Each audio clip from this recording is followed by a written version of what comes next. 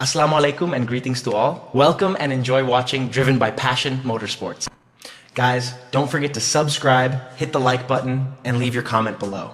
Tahukah anda, sebelum Hakim Danish berdiri di grid Moto3 bersama pelumba-pelumba terbaik dunia, dia terlebih dahulu perlu melepasi satu ujian yang sangat sukar.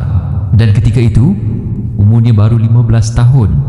Pada tahun 2022, Hakim Danish sudah menunjukkan bakatnya dalam Asia Talent Cup, tetapi untuk melangkah lebih jauh ke arah MotoGP, dia perlu membuktikan dirinya sekali lagi.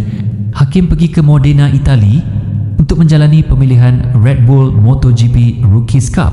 Lebih daripada 100 calon hadir, tetapi hanya pelumba terbaik yang mempunyai peluang untuk mendapatkan tempat.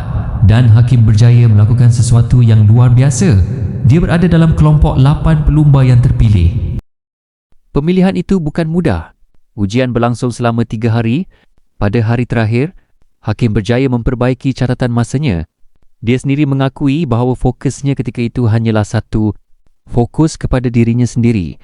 Bukan melihat siapa lebih laju, bukan memikirkan siapa lawan, tetapi bagaimana untuk menjadi lebih baik daripada dirinya sendiri.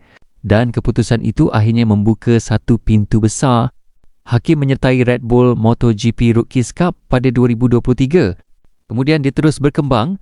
Pada 2024, dia mencipta sejarah sebagai pelumba Malaysia pertama memenangi perlumbaan Red Bull Rookies Cup. Pada 2025 pula, dia menamatkan musim di tempat ketiga keseluruhan. Dan akhirnya, pintu ke Moto3 World Championship terbuka. MotoGP sendiri merekodkan bahawa Hakim membuat debut Moto3 di Grand Prix Malaysia 2025. Dan hari ini, kita sudah melihat Hakim Danish bukan lagi sekadar pelumba muda yang mengejar impian. Dia sudah berdiri di pentas dunia. Malah pada GP Cheshire 2026 di Brno, Hakim mencipta sejarah apabila memenangi perlumbaan Moto3 pertamanya. Menariknya, dia melakukan kemenangan itu walaupun bermula dengan penalti turun 12 petak grid. Jadi, apabila kita melihat Hakim Danish di Moto3 hari ini, ingat satu perkara, kejayaan itu tidak bermula di Moto3. Ia bermula jauh lebih awal dengan seorang anak muda berusia 15 tahun yang berani mencuba nasib di Modena, Itali. Saya Datuk Bagus. Ini Driven by Passion Motorsport. Perjalanan seorang pelumba mungkin bermula dengan sebuah motosikal kecil, tetapi impian yang besar boleh membawanya ke pentas dunia. Jangan lupa subscribe, like dan komen. Kita jumpa lagi dalam kisah motorsport seterusnya.